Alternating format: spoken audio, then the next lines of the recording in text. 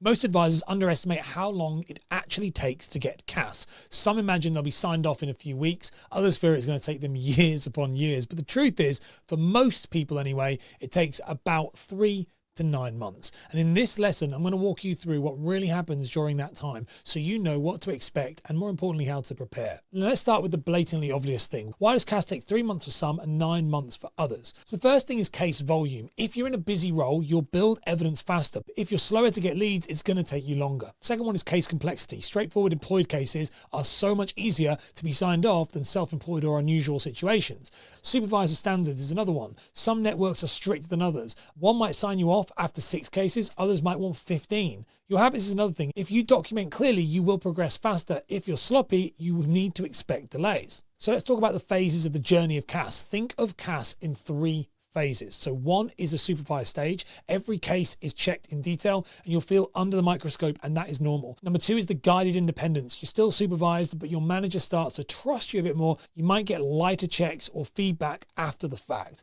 And the third one is sign off. So once you've demonstrated consistency across enough cases, you're signed off and you can now advise completely unsupervised. Now remember, CAS isn't about speed. It's about proving you're safe, consistent, and competent to your supervisor so the regulator doesn't come down on you. What does CAS actually feel like in real life? Well, I'll give you the honest truth. CAS is really frustrating. You're going to make mistakes. Everybody does. You'll also get feedback that feels picky, but compliance is not there to catch you out. It's there to protect you and your clients. Always remember that. And you'll probably think, am I ever going to be signed off? But if you stay consistent, the sign off does come. And when it does, it's a complete game changer to your career. So why is this stage so valuable? Well, instead of seeing CAS as a hurdle, see it as your training ground. It's a period where you get to build the habits of documenting properly, you get to learn how to handle real life client scenarios, and you get feedback that will make you sharper for the rest of your career. Many advisors look back and realize CAS was where they laid their foundations for everything that came after. So here is your task for this lesson. Grab a piece of paper or the notebook you're using and split it into 3 columns: supervised, guided independence, and signed off. Under supervised, write what you expect will be the hardest part for you.